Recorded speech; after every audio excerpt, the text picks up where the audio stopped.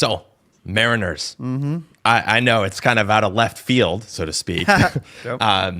But the Mariners are doing great. I just have to throw it out there at the beginning. We're both Seattleites. We're both Seattle sports lovers. Yes. And you tell me your history with the Mariners, Benji.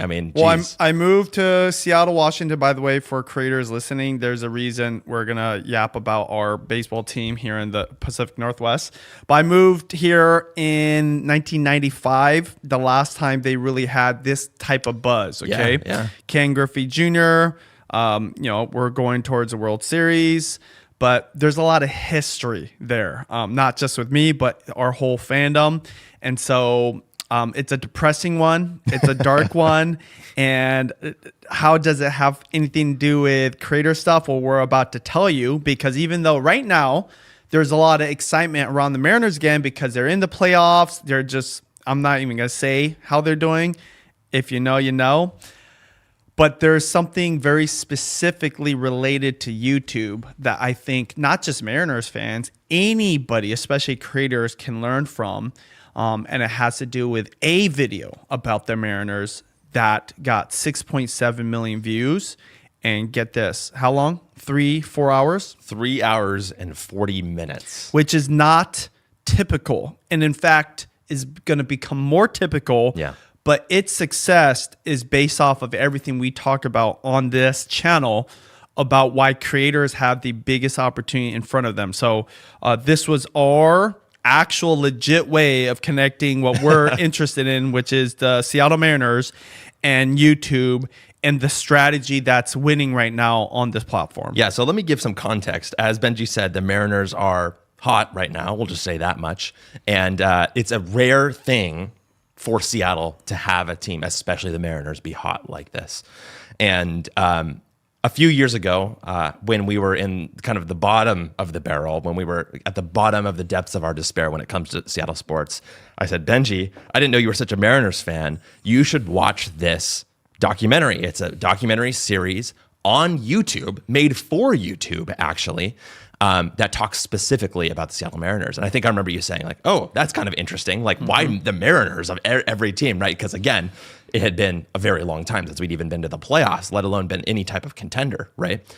And I said, just give it a chance. Trust me, like if you're into the Mariners, you're going to like this, and you gave it a shot. And so tell me a little bit about what your experience was like listening to it, and I'll kind of provide context about why it's such a powerful thing for me personally, and then we can kind of break it down. Yeah. And I don't usually, even in this new era we're in terms of YouTube, look for 3 to 4 hour documentaries that look like they were edited in 1990 to watch and listen to. But this was the history of why the Seattle Mariners always are a losing team, or why they can't catch a break. But the editing, as I mentioned, looked like it was done on a Macintosh from the late 90s or the early 2000s, just like when color was introduced to the screen. So it was that bad. And it's really not that fancy. In fact, it's just pictures, screenshots, maybe some video clips of the Mariners and different things related to it from the past, I want to say 25 years. Wasn't supposed to work. Again, this is the type of video that, one, you wouldn't think gets a lot of views, let alone like 6.7 million or whatever it's gotten. But it's so long that like who has time to watch a boring documentary about the Mariners? But I watched it because Austin suggested, like he was like, you gotta watch it. It's like for years he was telling me to watch this documentary and I didn't watch it. And then finally I'm like, let me sit down and watch this. I think it probably was like when the Mariners lost, like their playoff run or whatever lost. And I consumed probably the whole entire 4 hours. I bet you I added to the AVD to the max because the storytelling was so good. Yeah. And that is the biggest takeaway. Is number one, if you're good at telling a story as humans, right, regardless what type of viewer you're or what platforms you like, we just get consumed by that story. We want to know what the end is. So that's why you can take a 3 or 4 hour story and still do really well. Secondly, there's a huge place, no pun intended, for longer videos. And this is a video that 10 years ago shouldn't have worked. In fact, it was uploaded a while ago and had like slow growth. And now, especially because the Mariners are winning, again, this is another takeaway too. Very topical, very timely. It's got 6+ million views. I mean, if you're in here, just let me know. Would you mind getting 6 million views? I know I wouldn't mind getting 6 million views. I still have it. I'm on this like new vlog method marathon right now, and I'm trying to get that 1 million viewed. And there's this guy that did a 3 to 4 hour boring documentary about the Mariners, and it's gotten multiple millions of views. And so that was my big takeaway when I watched it. Number one's like, oh, one, Austin was right. Two, this is evidence that there's a new type of video winning and nobody's seeing it.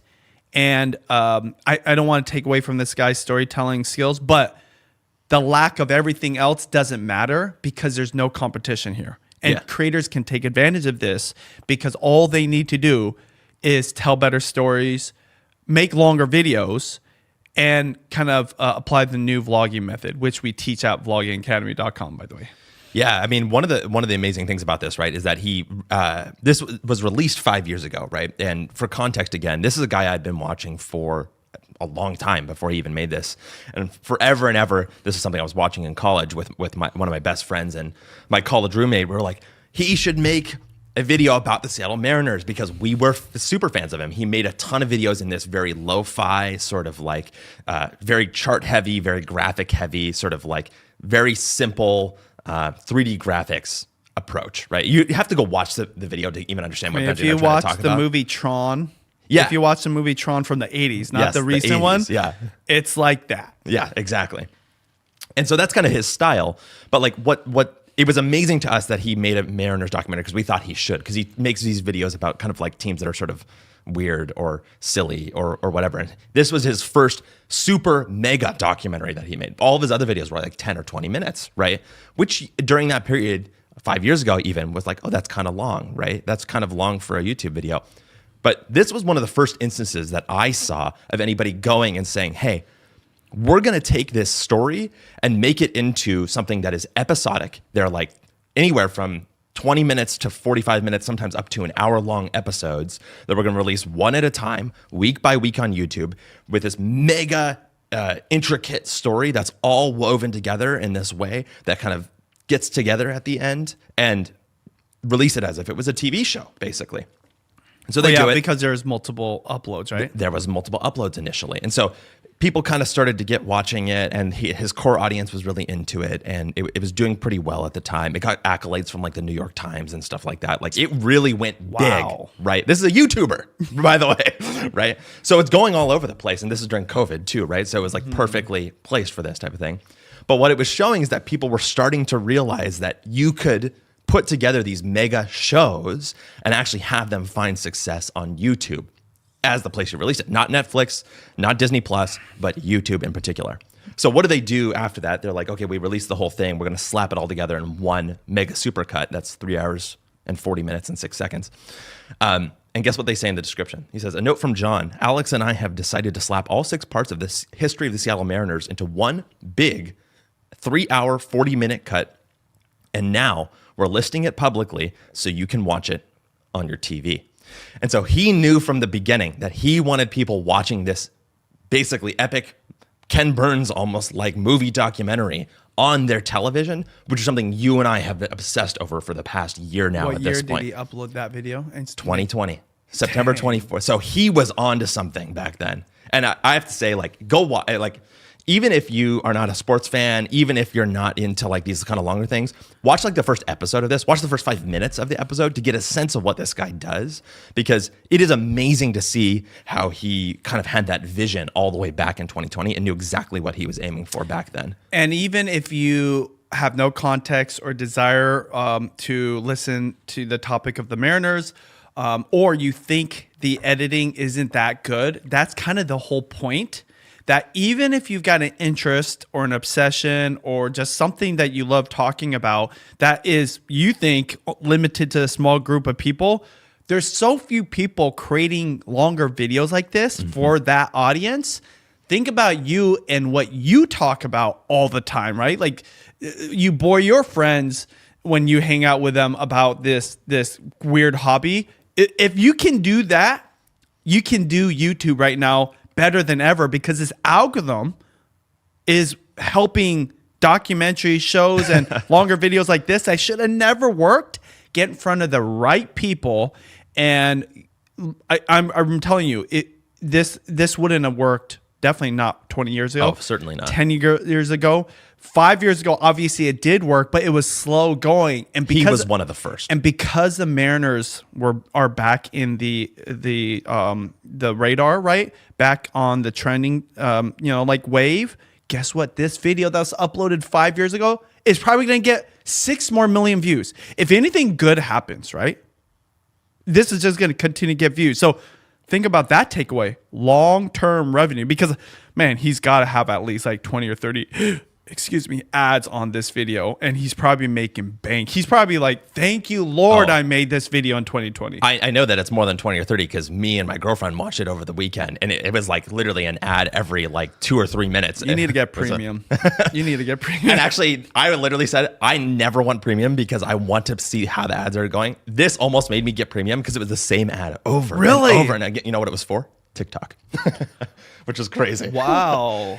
That's a whole other conversation. I want to speak to the algorithm thing that you brought up, which is that right now, if you look at the vidIQ chart that kind of tracks the videos views over time, first of all, remarkably linear. It starts at the beginning and just marches and marches and marches and marches and goes up. Steady Freddy. I would say in 2023, so that's 3 years after they posted, it started to do that thing where it tails off. But guess what? 2024, after the Mariners start to do pretty well at the end of 2023, it goes back up again and starts to go and march and march and march and starts to tail off now. And guess what? They're doing well again, starts to march and march. There's a couple of things that I want to bring up before we move on to the meat of the show here, which is that number one, if you go to the documentary, the top comment right now is from somebody who watched it, actually literally all of them, 4 days ago, 1 day ago, 2 weeks ago, 3 weeks ago. And the top comment is, I am sprinting over here to plead for a new chapter in this series. And thank you guys for making me a fan of this team a few years ago. What a ride.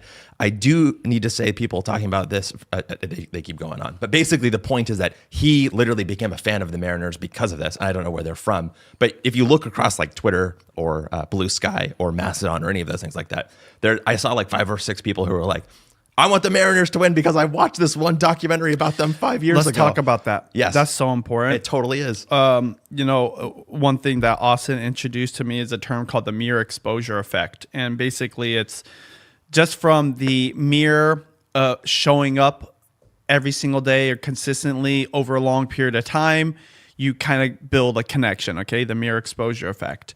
That can also be done with one upload. Yes. From a long viewing period. And guess what?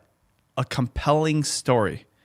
There are people, so I've been a fan of the Mariners, legit. Judy, my wife, was arguing to me saying, hey, you're a bandwagon guy. You don't really love the Mariners. No, I've gone to Mariners games when it was in the Kingdom. That's before Nuccioli, who's producing this, was even born, okay? Watch the documentary to understand. And so I went there and watched them score home runs in our old stadium and I've been a fan ever since. I used to play baseball when I was younger. Yeah. And this is not to prove a point or anything about my fandom. The point I'm trying to make is there's a long history there, and that's why I love the Mariners, even when it doesn't look like I do, okay? By the way, got plenty of receipts because I've been wearing Mariners gear. Oh, yeah. All the time.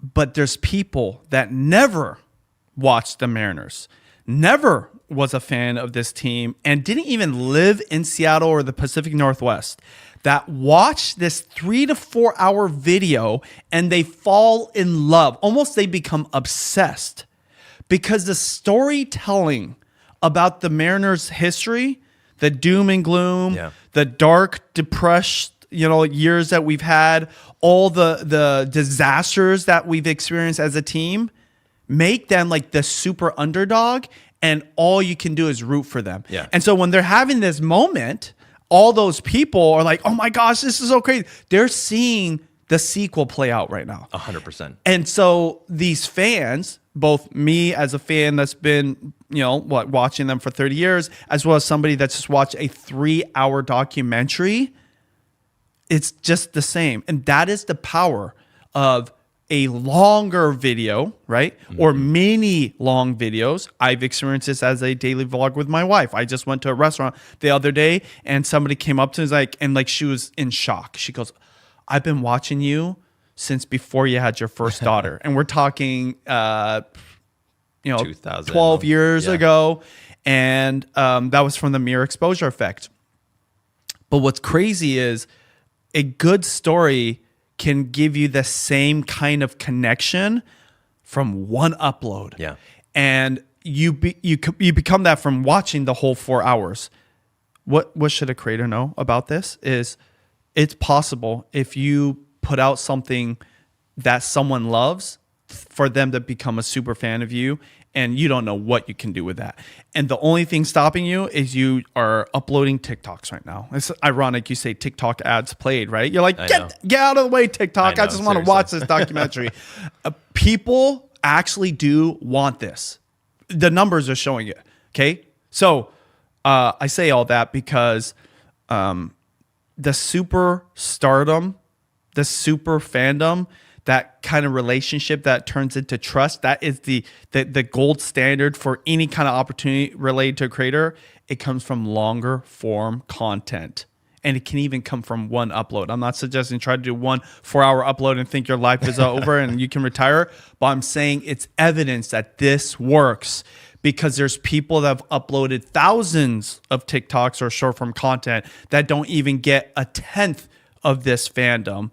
And so it seems a little unfair, but it's the power of what's happening right now with YouTube, longer videos, and especially really good storytelling. Imagine watching this 3-hour, 4-hour documentary and you see the same 2 ads play over and over again. And it's TikTok trying to tell you that people only go on there to learn math and read books.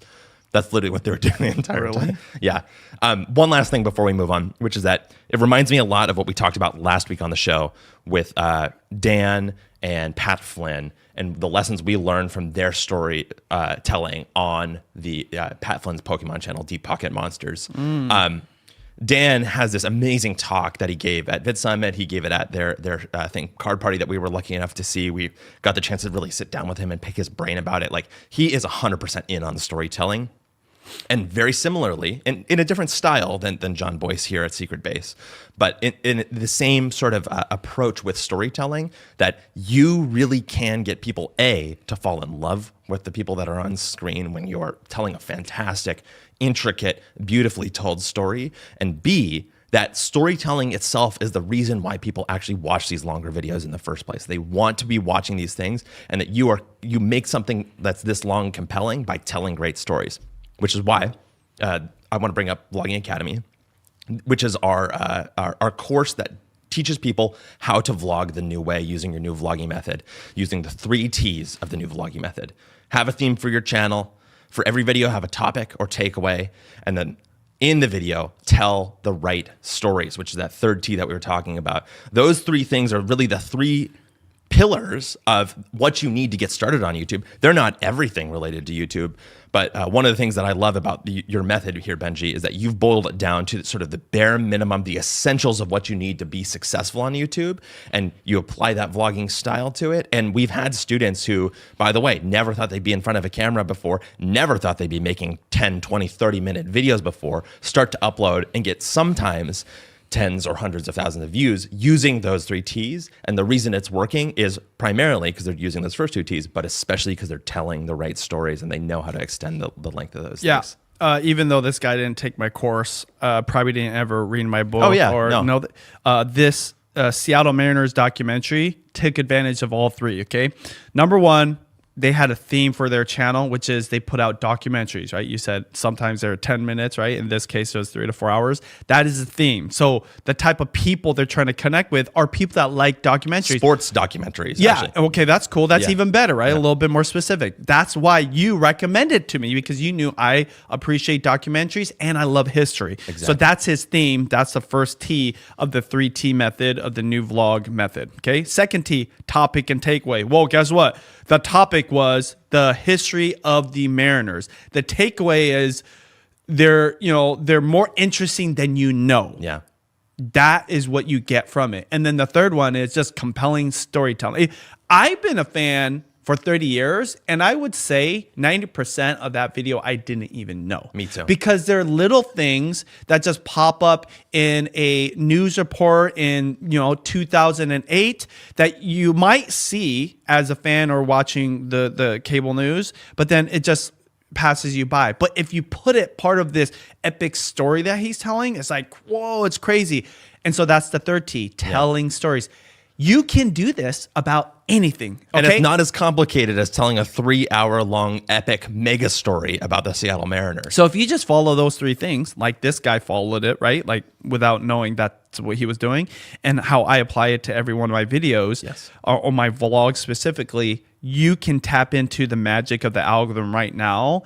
And it's as easy as having a theme for your channel, knowing who you're targeting, who you're making content for, what type of content, what you want to be, having a topic and takeaway for every single vlog. And then last one is telling stories.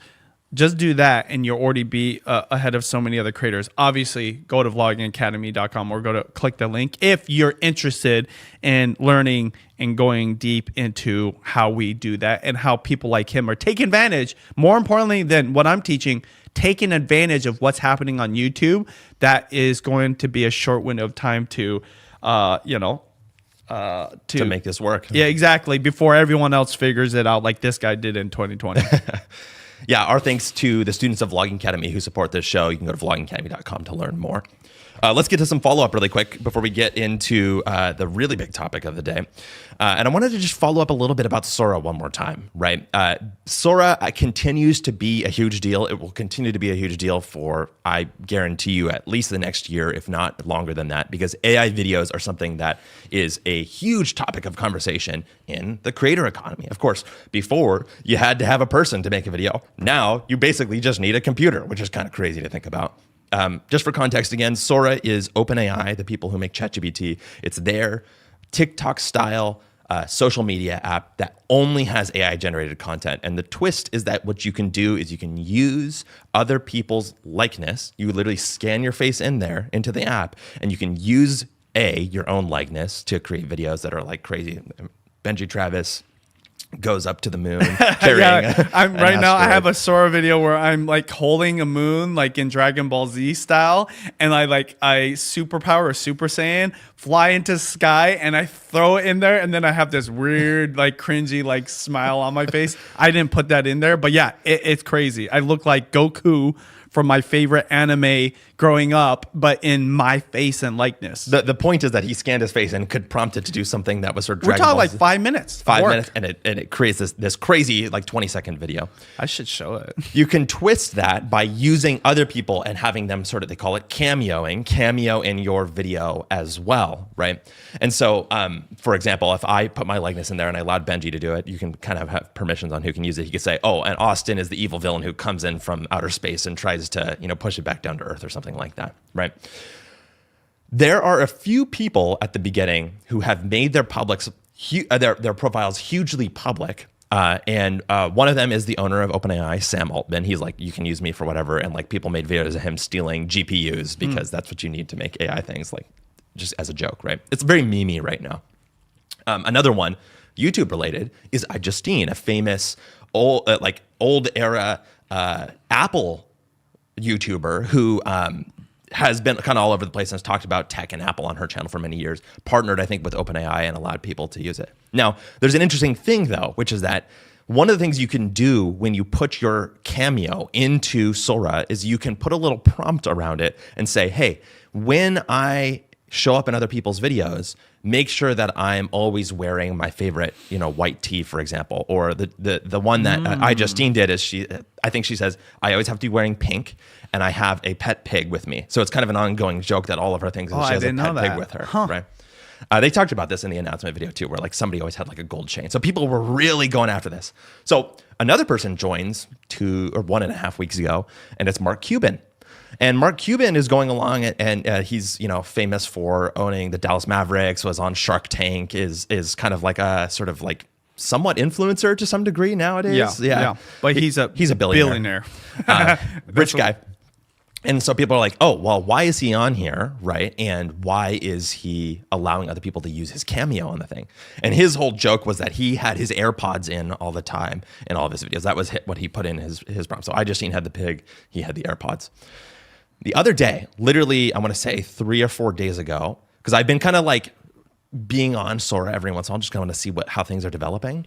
I noticed something, which is that when he would show up in my feed, something else popped up as well. Not just the AirPods, but at the end, there would be always a little tiny overlay in every single one that he created. And this is important, other people created that says costplusdrugs.com in a little box at the bottom of the page at the last like quarter second of every single video. So what is that? What's going on? Like people were commenting like, what's this weird like overlay thing that's going on like right here? Well, I have context about Mark Cuban because I've been seeing him kind of make the rounds for this thing called Cost Plus Drugs, which is the company that he owns that is trying to do pharmaceuticals at a lower price, basically. And he's going to make like a little bit of money off of that beyond that. But the point is that what I realized that what he must have done is in that prompt said, I'm always wearing AirPods. And in the last 5 seconds, put costplusdrugs.com. Smart. And so effectively, every single person that uses him in their videos Creating an ad for is him. creating an ad for him on that platform. And he's all over the place. Like he's probably, him and Sam Altman are like the number 1 and number 2 people that I see in my feeds. Because of course, like why, if I can make a video with Mark Cuban and Sam Altman doing something stupid together, why wouldn't I do that, right? It's kind of fun, right? But it all becomes an ad for Mark Cuban. So I have some thoughts about it. I'm curious about what your reaction is to that because we talked a lot about brand deals last week and we hadn't considered this, but it's such a clever idea and he's the first one I've seen do it. This is revealing the thing that's going to make AI very magical is that we don't know what you can do with it. We even said, hey, it's one thing for Facebook and Microsoft, OpenAI, and all these other, AI related companies to do well. But it's the entrepreneurs and the companies that are utilizing the AI that are going to do something. So in this case, it's both Mark Cuban letting people use his likeness, but then at the end, forcing an ad. And then secondly, the creatives, right? Both creators and just people like dinking around with Sora. The one thing I told you when I first saw it is like, there are going to be kids that just spend hours and hours, like they would a video game. And we don't know what's possible. Because I remember when we were playing video games, I used to play Super Nintendo when it first came out in the late 90s, okay? Maybe even early 90s, I forget. No one could have ever convinced me that 20 years later, there'd be millionaires doing that, right? Yeah. Obviously with better games, okay? Not those type of games. So who knows what's possible in the next 20 years, and you're already seeing it right now. And Mark Cuban is participating in that without putting out an effort other than the effort he already put. So that's the magic of AI, that you can have a likeness and you have this machine called Sora, right? This app that does AI generated content. And then you get other people to do the work. It's the ultimate. We always said like the big dirty secret of YouTube and social media platforms is us creators are doing all the work, making the platforms rich. Well, now, you don't even have to own the platform. You don't even have to do the content creation. If you've got a brand and influence or people have an awareness of you, or you create those 3 things right now, you can allow other people to do crazy things and you can be strategic like the pig for iJustine and the pink or in Mark Cuban's case. So for me, I'm thinking it's like a blank canvas for what's possible. Now, I'll tell you personally, though, I've already kind of lost interest. I made those 2 videos, whatever. I'm back into doing vlogging myself. Totally. But it's not something that I'm discounting. It's just that it's like it's so unknown. For me right now, I'm all about the, a thesis. So I'm doing Vlogtober. Yeah. But also, I actually think the flip side of all this, and more people are saying this, in real life, authentic, genuine content and longer form, like untouched AI type of videos will continue to do better and better and better, just because so many people are obsessed with creating the AI generated content, which is so easy and so cool to do. So that's kind of my take on it. But really smart on Mark Cuban. to do this. Really smart for Sora to allow this and create that environment and the technology. And 3, who knows what creators are going to do? Because I think that is like the unknown that I'm going to pay attention to most, because creators always are innovative and pioneers for any kind of frontier that's creative related. Yeah, and also a pioneer right now also in the marketing and advertising space, which is one of the biggest ways that people do it. I mean, think about brand deals. This is what we talked about in the context last week, is how Sora is going to disrupt brand deals overall. Yeah. We couldn't have predicted this. I mean, this is one of those amazing kind of clever things that someone comes up with and does. And the way that I think about it is that in the past, if a brand was going to sponsor you, for example, the thing that was shareable online was the content itself. So you make a video, you can send someone a link to that video and they can watch it. The algorithm recommends it to somebody, they can watch it. It gets posted on Facebook, other people can watch it. The video is being shared around. And so what the advertiser wants is they want a spot in that video, right? Or they want to be part of that video, right? One of the things that you and Judy do a really great job is making the brand and the product a character kind of in your vlogs as you go throughout your day, rather than some other people, and there's nothing wrong with this, doing kind of the easier thing, which is like putting a segment of their video and doing like an ad read, for example. It's just like you'd see any other ad, like those TikTok ads that I kept getting. So that meant that the content was branded with advertisements before. That's because the content was shareable. Sora, in this case, and this is one of the things you talk about, like when we really think about the far future related to AR, VR, the metaverse, whatever, anything like that, but especially right now with AI, because it's happening with AI, is that it kind of portends a future where the thing that's shareable is identity, not the content, but identity. Mark Cuban's identity is the thing that's shareable in Sora. Of course, the videos are too, but people are obsessed more with creating something with his identity than they are with necessarily sharing a funny video, right? And so what that suggests is that identity is the thing that gets branded with advertisements, which is kind of crazy.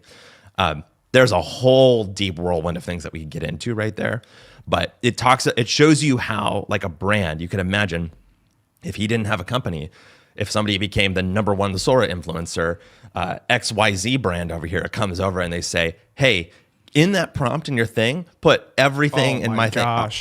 This coffee cup is something that shows up in every one of your videos. I mean, think about AirPods for Apple. I mean, AirPods were kind of getting free advertisement because they were in Mark Cuban's ears every single video, right? And so it's just kind of amazing to think about how that becomes the new battleground for advertisements. And anything that's good or amazing is also going to have a opposite to it, because if they can do it, if Mark Cuban can do it with his AI created content from other people, then guess what? Everybody else can do it too. So really the big thing is, this is why I'm doing the more low key amateur hour, like old school stuff, because that you can do infinite amount of times.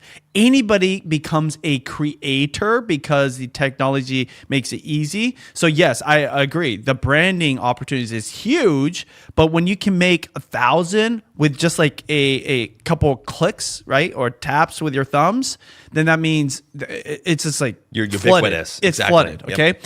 And it's more of a quality thing at that point. Like, which one is the best one at keeping your attention? Which one goes viral? Which one do people want to share? And guess what's going to happen is the algorithm will pick those up and share them to everybody. And then go to the flip side of all that. Brain rot's going to happen over there. Okay. Yeah, it's totally going to happen. Yeah. On the other side, people are like, I need something else. And they're going to watch a 3-hour documentary about something kind of, seemingly boring. Yeah. That's not, because the one thing that I believe this, the one thing that AI is not going to do well at, even if it can do it to a certain degree, is tell a really good story.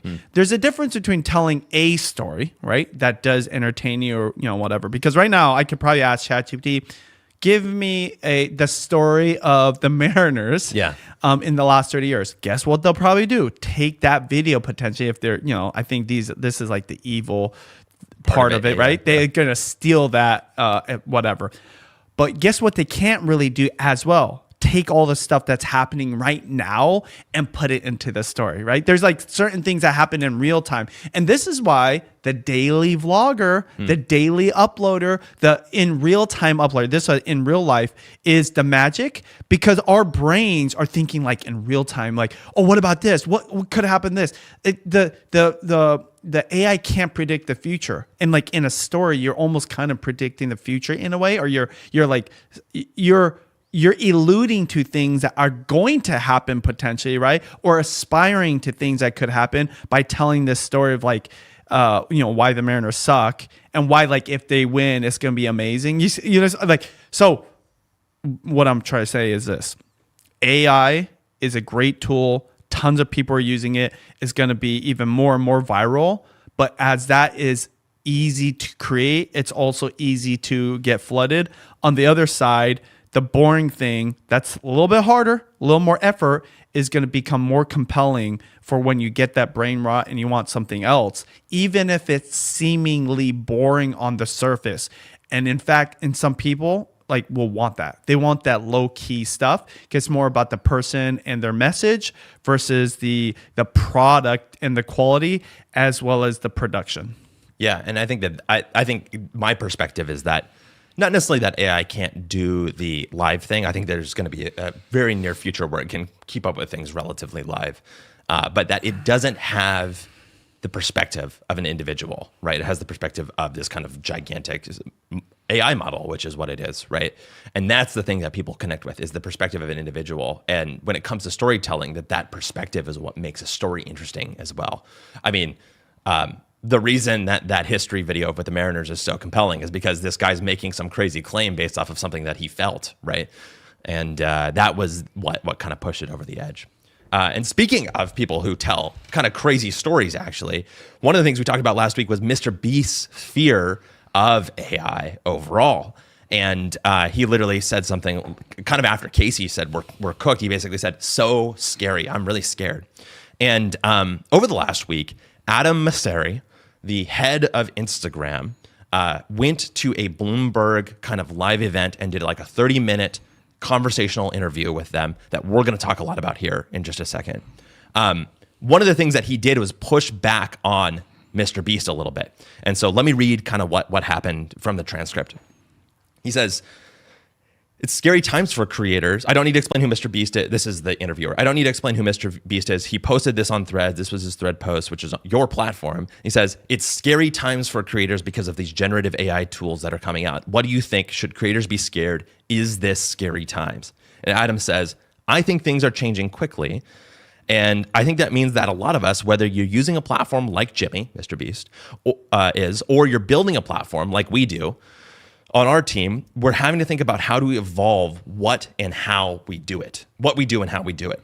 The jobs are changing. And so I don't think that technology is going to, from the creator side, is going to replace creativity. I think it's going to change who can be creative. I think it's going to change how people tell their stories. But at the end of the day, I think that people have creator and creatives, they have their taste, they have their processes, they have their judgments, they have their cultural commentary, and they're going to use those in a different style than before. Because to produce a video isn't going to require what Jimmy has historically done with Mr. Beast and these huge sets and these amazing elaborate production teams. It's going to be something that anybody can do with access to the right model. And so the commentary around this, I think from TechCrunch is where I heard about this in the first place, was that, oh, well, Adam Mosseri is saying, well, Mr. Beast doesn't need to be concerned about AI because, like it's not going to replace him. Like, these are the things, like he's still going to have taste. He's still going to have all these things. But right there at the end, he's like, oh yeah, anybody can do it. Which means that in my mind, I'm like, well, that means more competition for him. Right.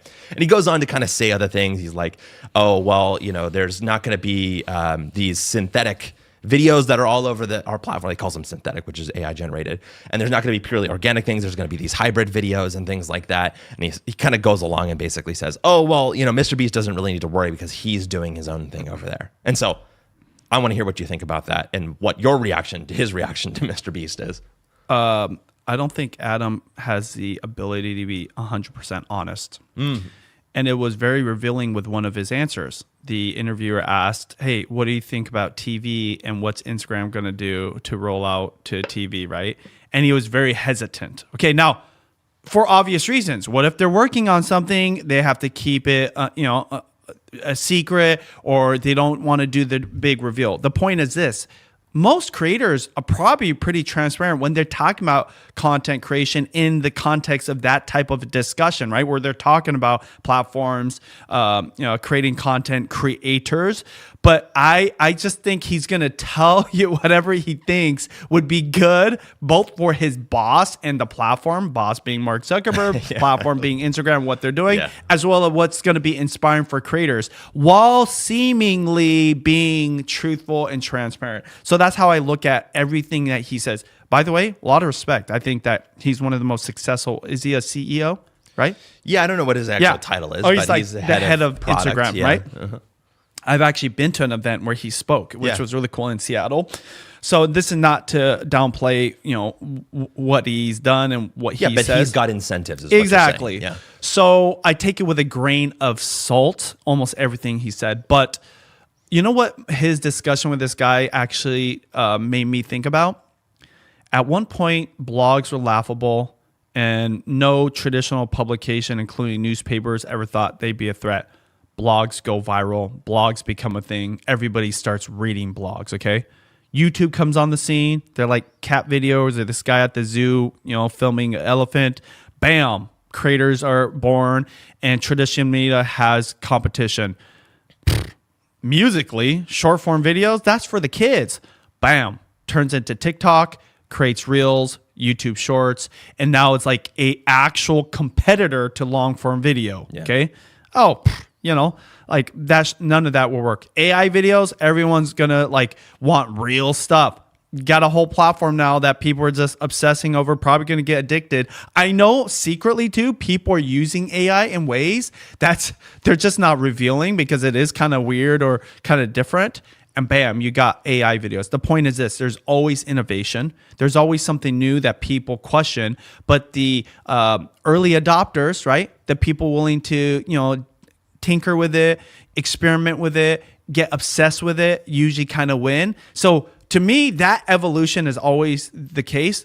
What's that have to do with creators? You can either be the creator that's going to be the old fogey and say, oh, that's not going to replace this. Or you can pay attention to it, embrace it, or be like, what is going to be different? See, I think Meta's number one big problem, and I've been a user of Facebook since the beginning, 2004, 2005. Me and Judy probably grew one of the bigger influences or platforms on Facebook when it started using video early on. We're talking 2013, 14, 15. No one was thinking about using Facebook as a creator, and we did. So have a lot of respect for the platforms, including Instagram. They're just always trying to play other people's game.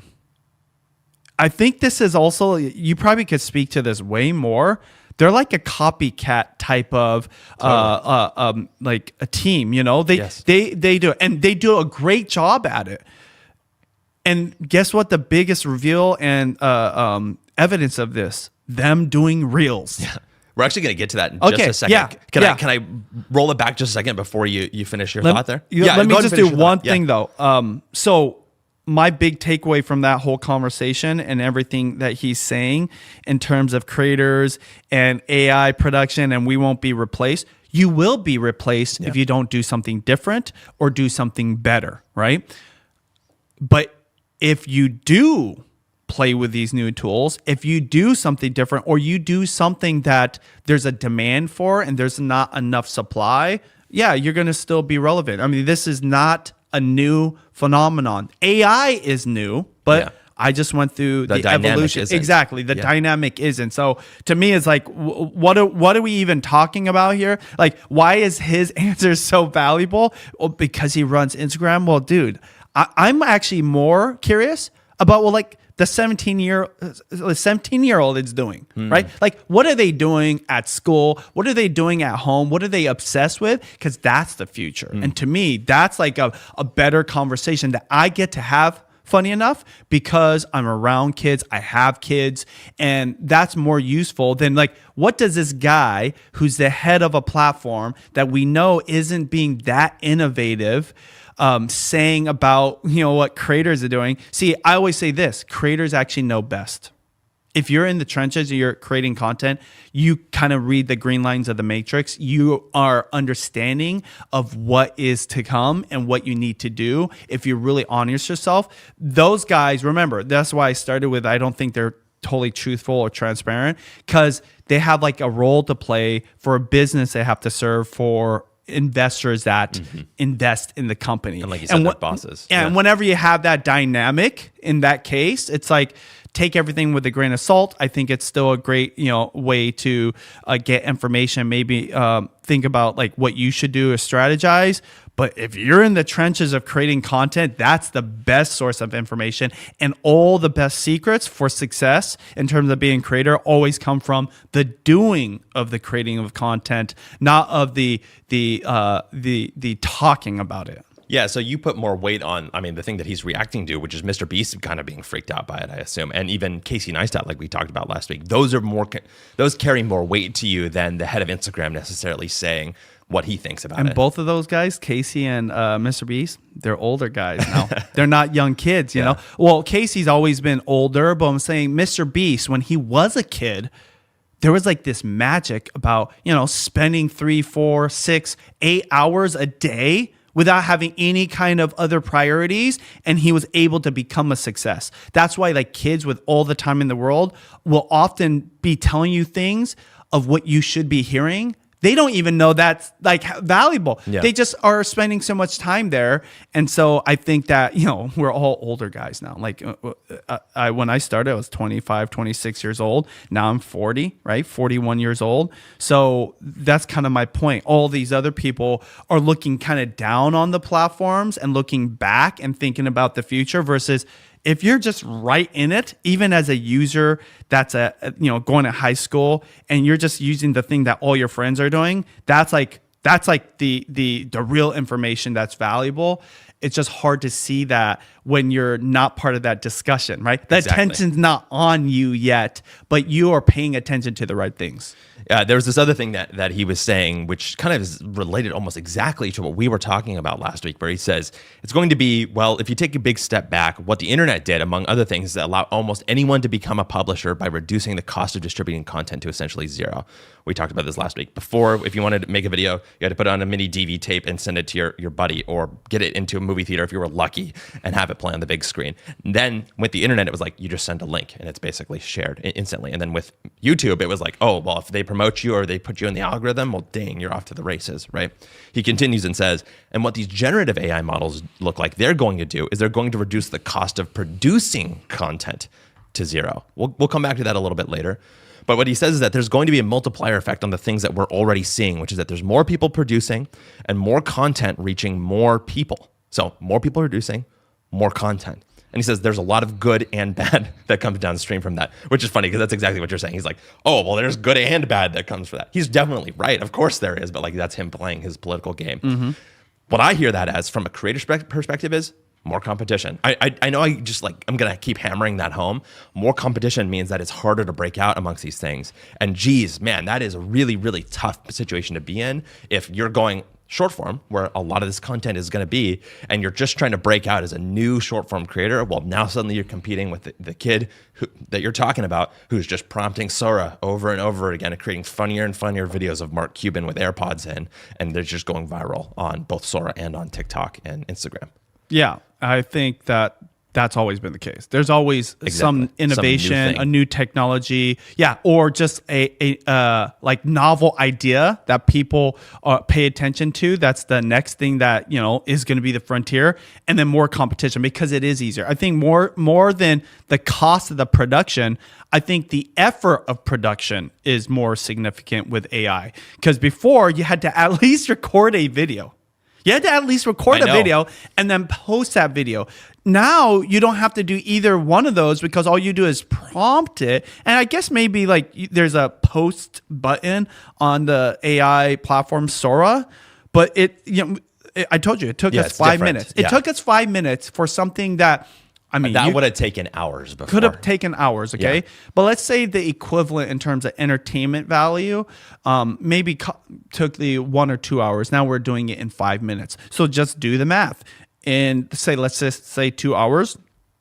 How many times you can do that? You could like, what is that? Sorry, 12? It's early. 12, 24. So you can make 24 of those for what you could have only done one in the same amount of time. So yeah, there's a lot of competition.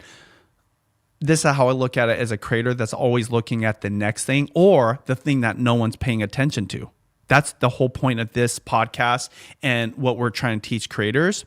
For every viral thing, every new platform, for every new kind of format, like, so let's take TikTok, for example, there's another opposite that no one's paying attention to. So for TikTok, it was short form, it's quick, you swipe through its algorithm. The opposite of that were just like 1 hour videos that had no editing at all. Yeah. No one ever thought. I remember the first time I saw it, I was like, this should not work. Why is it like getting 1 million views? It was because there was an opposite for, you could actually say like the cool kids, they like that. When I say the cool kids, not the ones that are popular and doing what everybody else thinks it's cool. The really cool kids, they're like the rebels. Yeah, they're leaders of the group. Yeah, they're or like the early adopters. They're beyond early adopters. They're like creating the thing that people adopt. Yeah, sometimes they call them innovators. Cool, innovators, okay?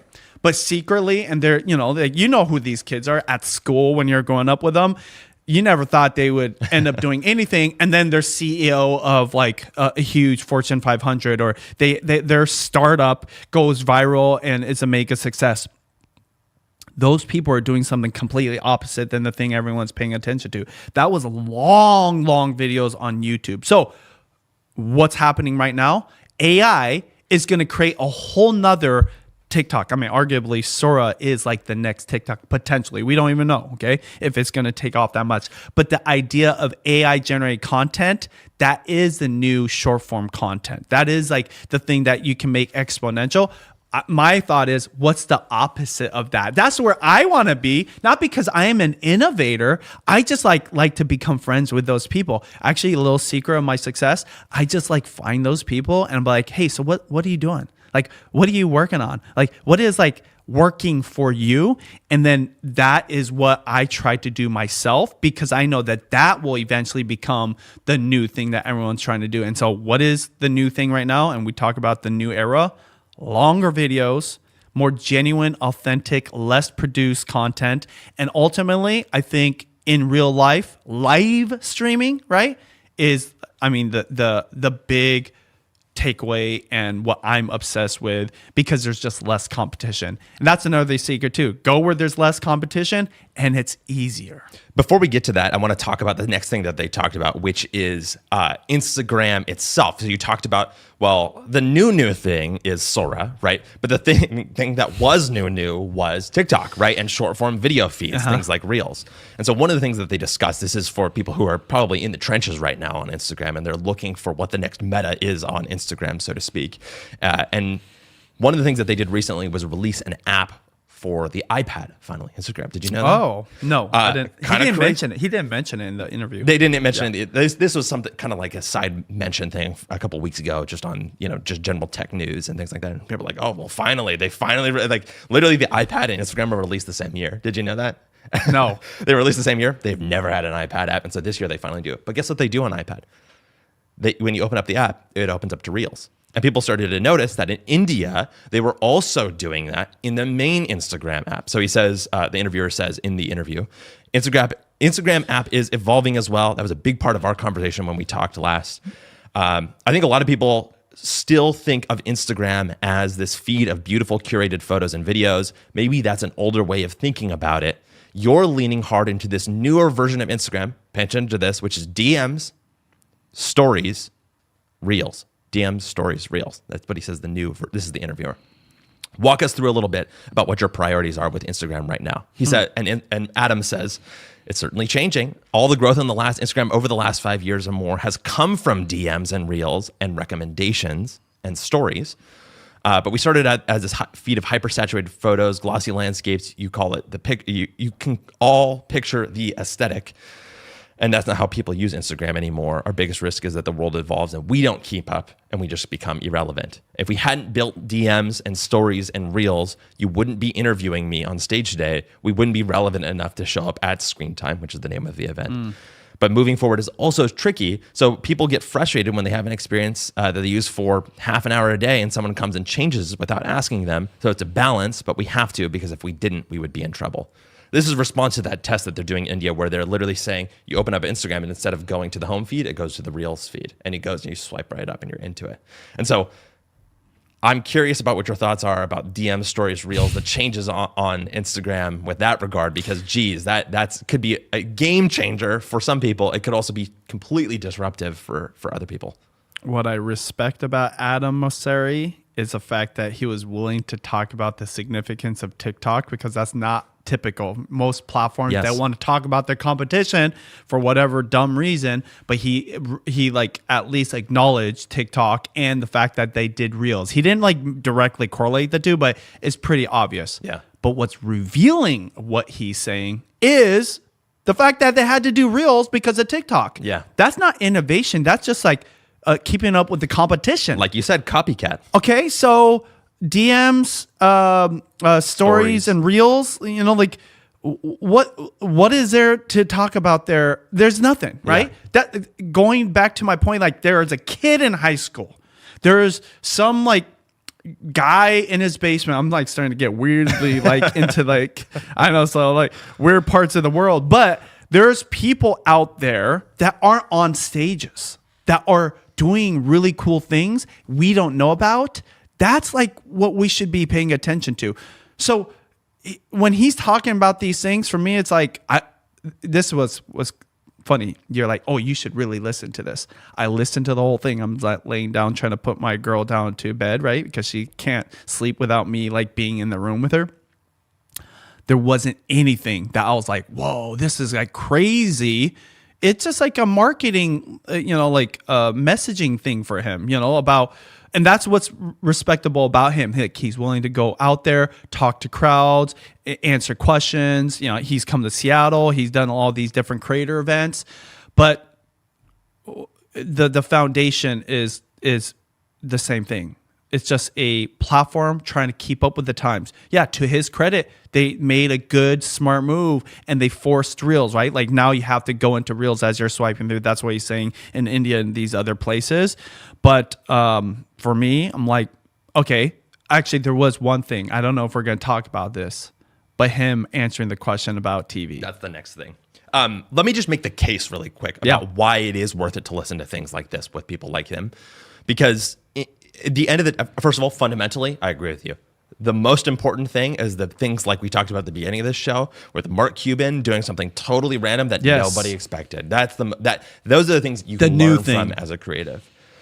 But you have to remember that back in the day, the gatekeeper was the person who was programming the TV station or the studio executive who greenlit one movie versus the other. Nowadays, those people are the people who are running these platforms. Now, the look of that is a little bit different than before. They're not saying, Benji, you can't upload this video. Although sometimes they are, right? They're literally taking down videos, right? They're not saying, oh, this is the thing I think is going to be successful, so we're going to promote this. They're letting the algorithm do some of that.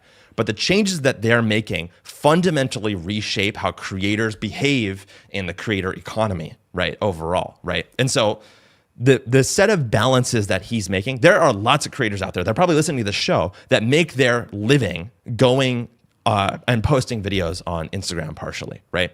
And maybe if you're like Kim Kardashian or I don't know, so any of those kind of old-fashioned like Instagram influencers, maybe the original feed going away is something that's detrimental to your business because that's what you know how to operate, right? But when it comes to Reels, maybe you're not as successful there, right? And so listening to these people is kind of like listening to the modern Greek gods of our time in the sense that they are the cabal of people who are very powerful that shape the world that we all play in, right? So every once in a while, Zeus is going to throw down a lightning bolt and it's going to strike somebody. And guess what? They're unlucky for that for whatever reason. And so because they have so much power, it's worth looking at the shape of things that way in the future, well, geez, I'm not going to invest all my time going into Instagram at this point, right? In the old traditional feed because it looks like they're going to go all in on Reels, right? And so that's my case for why it's worth listening to. And, I think beyond that, ultimately, at the end of the day, I do agree with you, which is that when you look at the way other people are behaving, that those are the ideas that you can pull into your own business and have it be successful. Let me give you a food analogy, okay? Yeah. In restaurants. He is like the ultimate pizza maker in a pizza town that everyone loves pizza and everyone's trying to start a pizza business. And think about a city that just it has been like obsessed and addicted to pizza for the last 10 years. And this guy runs one of the biggest like pizza platforms, I guess you could say. And he's like, I'm going to be answering questions and I'm going to give you some juicy takes or whatever. Yeah. Yes, he is going to tell you things that you need to know. As creators who use Instagram, it's good to know, hey, maybe we should prioritize our time for Reels, stories, and DMs, which, by the way, I've been doing, right? Know. So again, not because he said it in an interview now, it's actually because creators told me that a long time ago, or I noticed it in my thing. I think I even told you a few years ago, I said, the power of DMs right now? Yeah. When you DM somebody, your Reels shows up, right? Yeah. Okay, like, that wasn't because they said anything. It's because literally there was a correlation from my actions, and also other creators also verified it. Okay, but let me push back again, because the thing that he says in here that is something that's going to change it for you is that he says it's a balance. Actually, the home feed and the Reels feed are exactly the same. They both have videos, they both have photos, and you can DM from both of them, right? But what he did also say is that the difference is how the algorithm recommends things in them. In the home feed, your Reels show up on the home feed because you DM them, because the home feed is like old-fashioned social networking, Facebook, Instagram, where the people you follow and the people you're connecting with show up. The Reels feed, that's not true. That's what he said. It's much less of that. So you doing the DM meta is not as useful when they increase the prevalence of the Reels feed. I love that you're finishing my analogy for me, and it's perfect. Okay, perfect. Yeah, he's just talking about pizzas because everyone's into pizzas.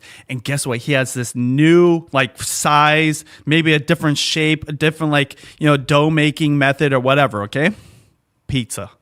Everyone's into pizza. He's talking about the secrets of pizza, all that.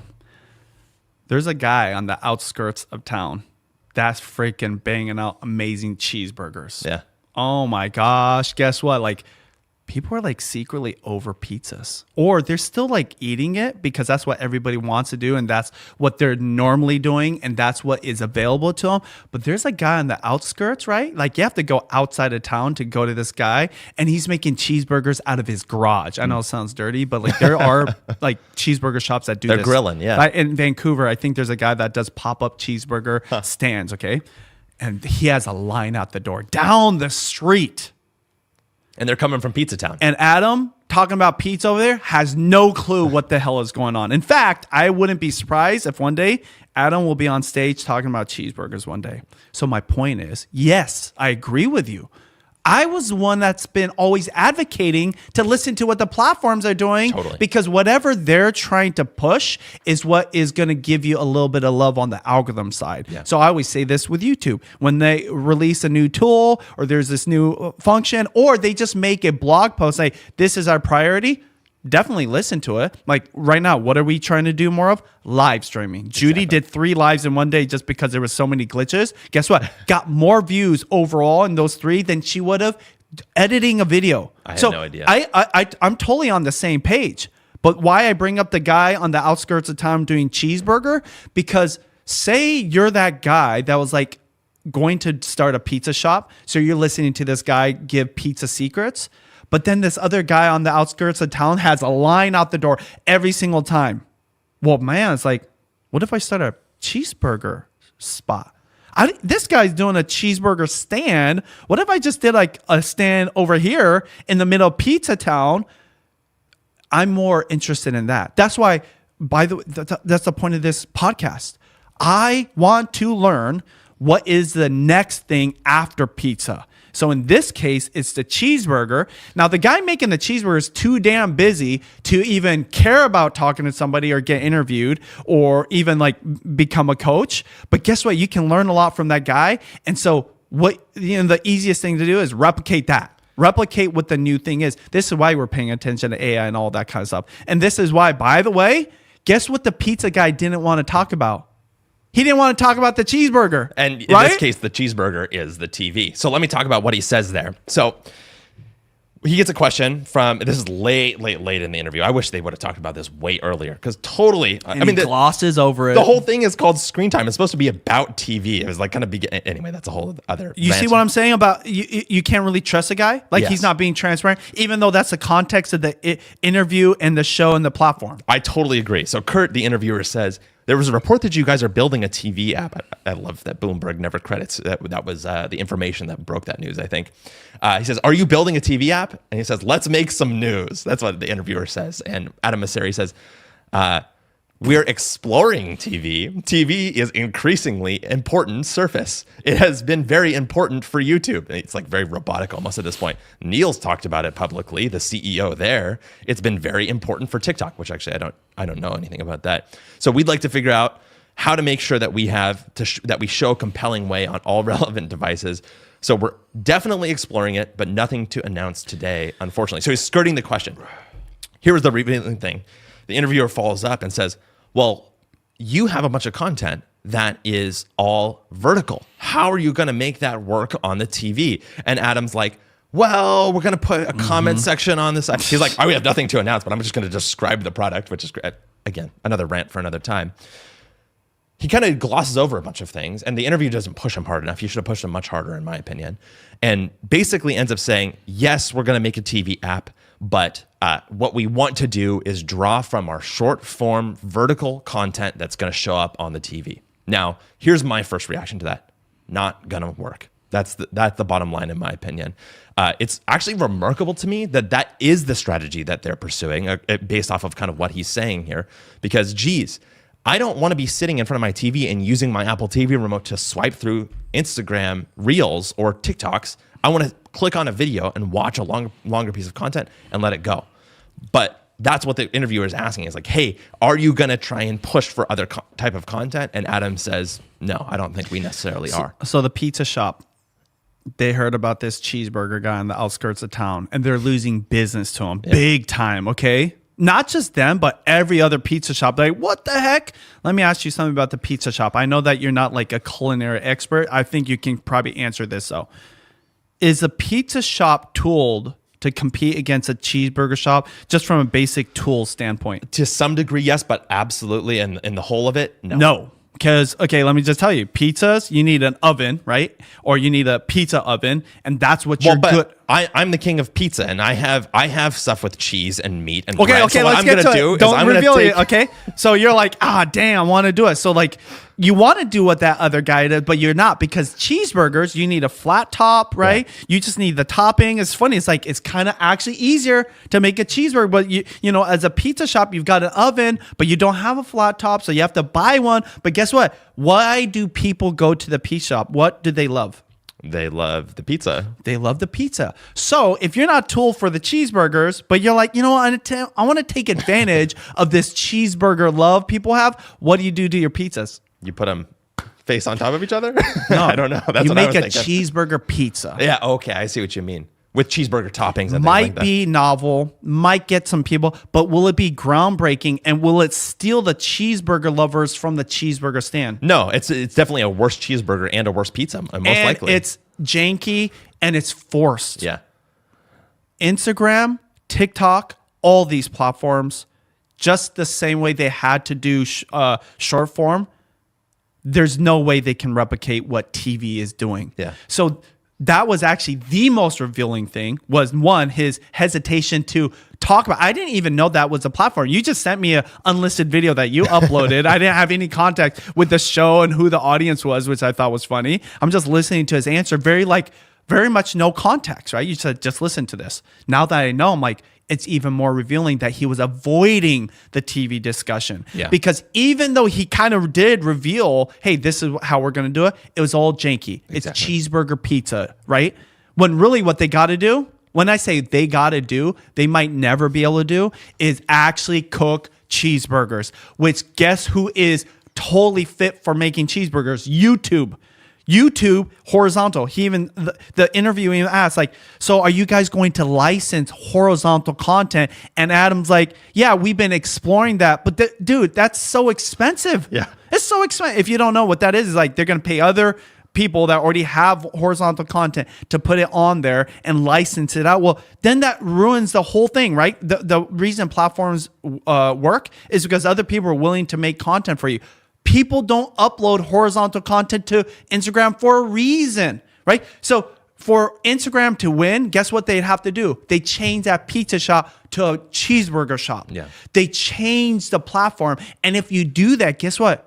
You change everything about it, the whole thing. So for me, it's an example of a greater problem that a lot of these platforms are going through. Right here, it's all fit for vertical. 100%. It's all fit for the phone, right?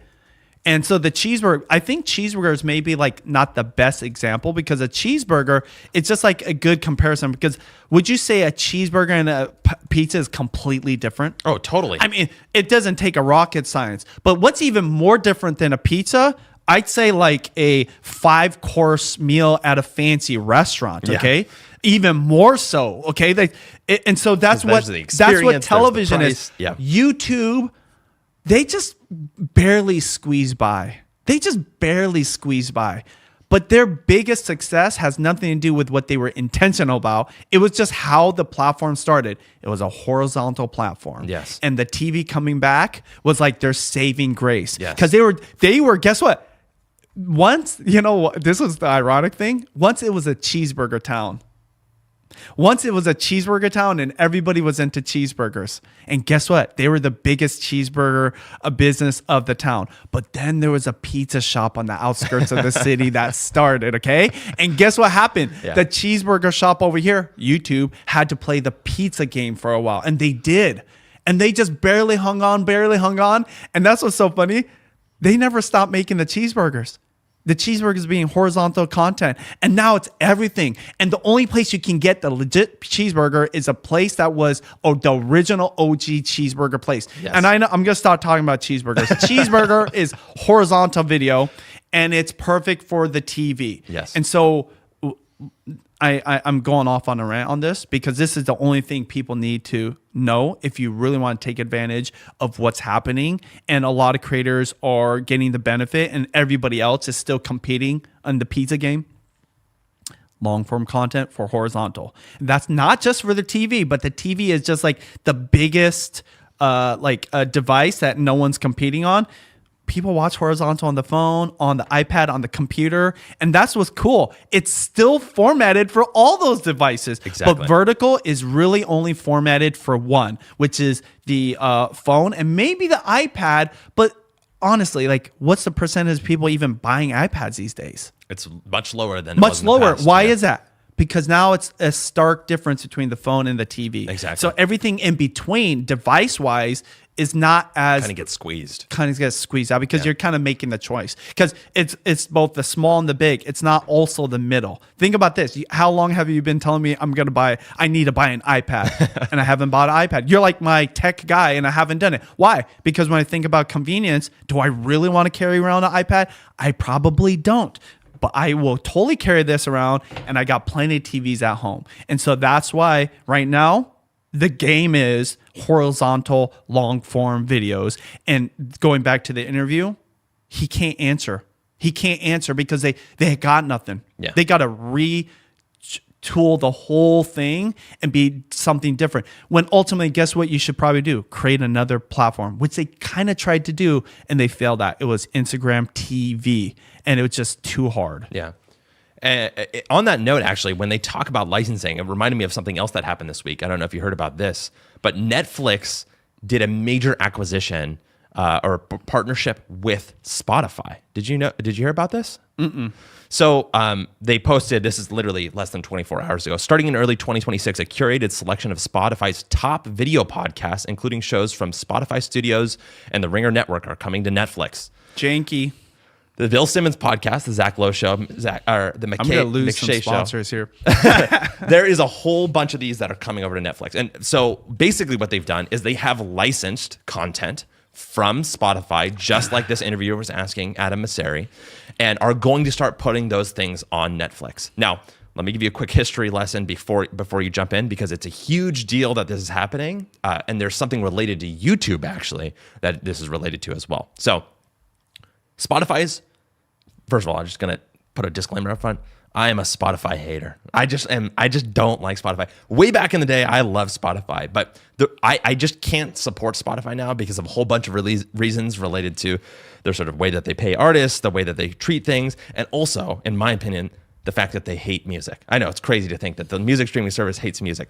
Well, it's because they don't want you to stream music because it's expensive for them. And so all the way back in 2015, they had an idea 10 years ago. They said, hey, what if we put podcasts on our app instead of music? And of course, they still have music on there. But the more people listen to podcasts, the less they listen to music, and the more money we can make. And so in 2015, they started to flirt with podcasts a little bit. They added things from Comedy Central, ESPN, BBC, literally licensing content, just like Instagram is today. I mean, not Instagram, Netflix is today. And they kind of saw some modest success there. Not really that successful overall. And so they realized, hey, we need to really double down on this if we're going to try and take this seriously, if we're going to try and figure out our business model. So they, in 2019 and 2020, during the pandemic, pivot to quote unquote audio first, which is crazy to think because, like, what is Spotify other than audio first? So they buy one of my favorite podcast studios, Gimlet Media, to go exclusive with them for $230 million. They buy Anchor, which was a basically YouTube for podcasts at the time when there were no video podcasts, or not as many, for I think it was between $50 and $100 million, maybe $200 million. And then after that, they also eventually bought Joe Rogan, right? Was that $100 million as well, or something? Yeah, it was $100 million.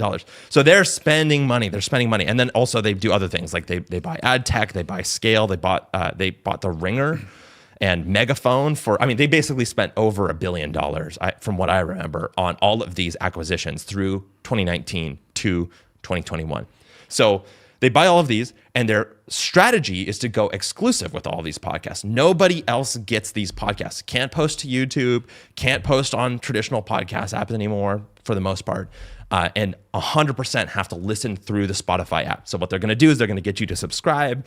You'll either subscribe for music or for podcasts, and they'll keep you subscribing because you listen to all of your audio in this app overall, right? So in 2021, they kind of roll out paid podcast subscriptions. They continue to increase their ad network and things like that. And then eventually they start to realize that they can't own all of the hits. It's just not, the strategy is not really working anymore.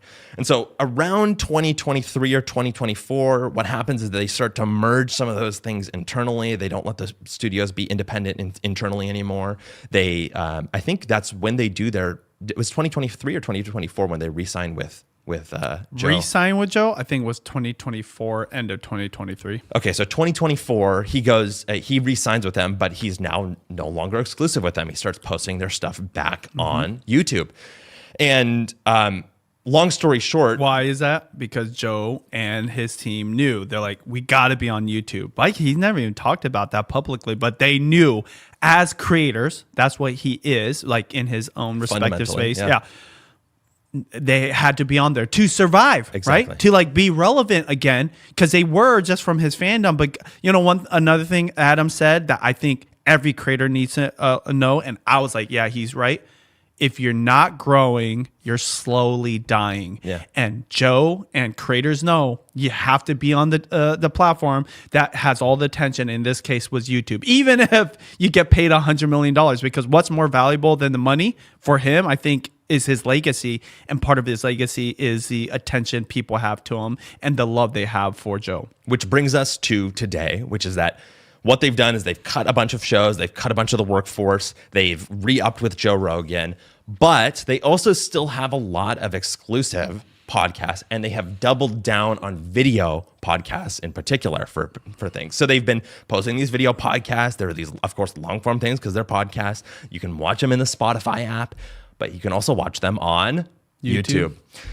So along comes this deal with Netflix, who they are right now going through a lot of things. They've signed a deal with Mark Rober. They've signed a deal with Miss Rachel. They have talks going with a bunch of other creators. And what do? they turn to Spotify and they say, hey, let's do an exclusive rights deal between the two of us. What you're going to do is you're going to allow us to take your exclusive podcast content, or not exclusive, we're going to let you take your video podcast content and put it on Netflix as a talk show, basically, recurring talk show that shows up on our platform.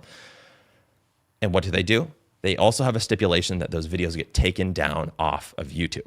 So YouTube is now losing that content. So if you look at all of the commentary, a lot of it is people saying, oh, well, why would I subscribe to Netflix for this? I can get them on YouTube. And then somebody says, well, they took them off of YouTube. And then other people are like, well, what's going on? And, like, am I going to be able to continue watching these things? And a lot of times the answer is no if they don't have Spotify or Netflix. Give me an example of the thing they can't watch. Let me pull up the examples again. Bill Simmons, Zach Lowe Show, The McShay Show, The Rewatchables, Serial Killers, The Dave Chang Show. But nothing like things. Top 100. Would you say? I'm not 100% sure. I haven't gone into it. These are pretty popular podcasts, like the Ringer, right? Is the network, for example, that's showing up on Netflix. And I will tell you one thing without knowing these people. I'm just like a gut guess here. They're at a point where they'd rather have the bag and get paid the money than to continue growing. It's kind of like a startup selling. Like startup, the whole point is to like get like some big acquisition. You might stay on board to continue growing the company, or you might be like, I'm done. Boom. Yes. Right. So that's why I bring up, are they one of the big ones? Because the top people, they're doing it for way more than money. Joe's like that. Mr. Beast is like that. And so for me, like all this kind of stuff, by the way, like I know that we gotta call it a day here soon.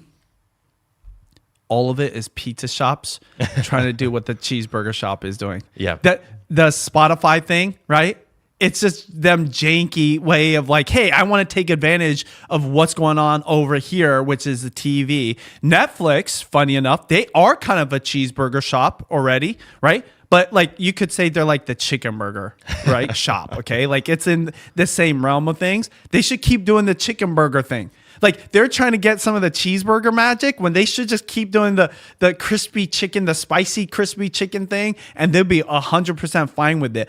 But the cheeseburger thing is growing so massively. Everyone wants a piece of that, and that's TV on YouTube. This is the first time a platform is kind of like both things. Yeah. Right? Because when I say both things, YouTube is horizontal, long form video, but it also kind of is the TV. Exactly. Okay. And that's why everyone's fighting for it. YouTube probably has like this, like almost like ego trip right now. Cause forever they were like, they had the FOMO. They were trying to do what other people were doing. They were trying to do what Facebook did with Google Plus, right? Forcing social. They, of course, inevitably started doing what other platforms did with the community tab and posting photos and all these kind of things. And then ultimately they did YouTube Shorts, which was a TikTok. Right now they're in this thing. Because, my big thing that I wanted to say, but I didn't want to interrupt what you're talking about is, how many times they've paid a YouTuber $100 million? 0. Why? How much were the people getting paid for the YouTube premium things, or what was that YouTube? Well, my point is that was earned through. I see. Like a ad revenue function. That's, I don't know if democratic is the way to write, but it's based off of like an action versus $100 million. Yeah. The only action was your committee. Never. They don't need to, and they don't have to because people are posting. Because they are the thing, right? They are the cheeseburger shop that all these other shops, not just pizza shops, everybody else are like, we have to be there, okay? Exactly. Because you know what I didn't talk about? Steak shops. Steak shops are TV, right? Traditional media, movie studios. They're like, damn, like we need. By the way, they actually could do. There's funny about the steak shops. They do serve cheeseburgers, right? And they're like, oh, we need to start playing that game. Guess what they're doing? They're on YouTube now, right? So what you're saying is that basically Netflix is really, the fact, first of all, that Spotify was posting these to YouTube was actually kind of a loss for Spotify and was a win for YouTube to some degree. Now, I would say that them going over to Netflix and being taken off YouTube is a loss for YouTube. I mean, no questions asked, because those are not being posted to YouTube anymore. Yes. But what it speaks to is the power of YouTube in this moment, in the fact that, geez, Netflix is doing everything they can to compete with YouTube of all players. And the only way that they can do that is by licensing content that someone else has created, so they can even have a small chance of competing with YouTube at the end of the day. What the real question is, at what degree is the loss? Because the loss is this: the fans of those shows that are leaving YouTube and going to Netflix. Yes, that is an actual concrete loss. But what often happens to people that are on YouTube that are fans of these shows? Does everybody leave YouTube, the platform, and go committed 100%? Or do they find new things to watch on YouTube? Yeah, no, they'll watch that thing on Netflix, but they'll come back to YouTube at the end of the day. Yeah, they'll come, or they'll just stay there. Well, that's what I mean. Yeah, and literally at the end of the day. What percentage? I don't know what that is based on your fandom. But I argue this: 100% of their audience will still continue to use YouTube. Now, they won't watch that show, so they might go over there. And so there's like this short term, like just like how for me, I followed Joe Rogan to Spotify. I consumed his stuff there. I downloaded Spotify just for Joe Rogan. And guess how many times I go to Spotify now that he's back on YouTube? 0. Mm-hmm. Okay. So YouTube is so powerful. The algorithm, by the way, same thing that makes TikTok addictive, is YouTube's algorithms like, hey, you don't got this show that went to Netflix? They're not saying that, right? Let me show you another thing. It might actually be a better show. See, you're so committed. You know, like have you ever like become a fan of somebody so hard that you're like forgiving of their mistakes or shortfalls, or you don't go? It's kind of like being a Mariners fan, yeah, right? Of course. They suck so bad, but if you're an actual fan, you don't even entertain the Yankees. Loyalty. Like, loyalty isn't logic. Loyalty is just like this thing you build over, okay? Until, guess what? That loyalty isn't there for you to be loyal to, right? In this case with YouTube, guess what you do? You find another team. How many times in the beginning did you say people watch that Mariners documentary and they have never been a Mariners fan? They don't even live in Seattle, and now they're rooting for the Mariners. That is kind of the power of YouTube. A new creator can fill the spot of somebody leaving the platform. And it happens all the time. It's happened since the beginning because, people like novel things. And there's always some young buck willing to like work harder and do something better and deliver more value. And I say, like, for my end message, I want to hear whatever you're going to wrap up with. Anybody, including people that have already gone through their prime season of being a creator, has a huge opportunity right now to reinvent themselves or be the next big thing. Be the next Mr. Beast. Be the next Judy Travis. Be whatever, because the era, right? The kind of the frontier of long form content and TV is just getting started. Yeah. And all these, that's why when you bring in all these news reports, it's all the pizza shops, all the other restaurants desperate to take part in this long line of people lining up at the cheeseburger shop, and they can't do it unless they completely change. But if you completely change, guess what?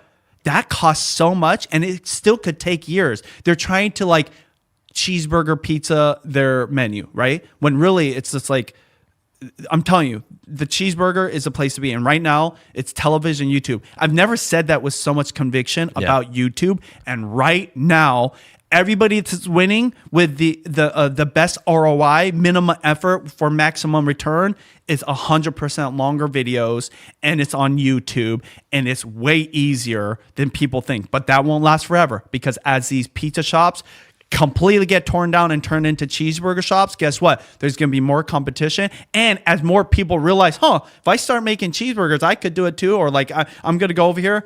It's just going to get competitive, and it's not going to last forever. And that's why all these stories are just evidence that something huge is happening, and it's happening on YouTube.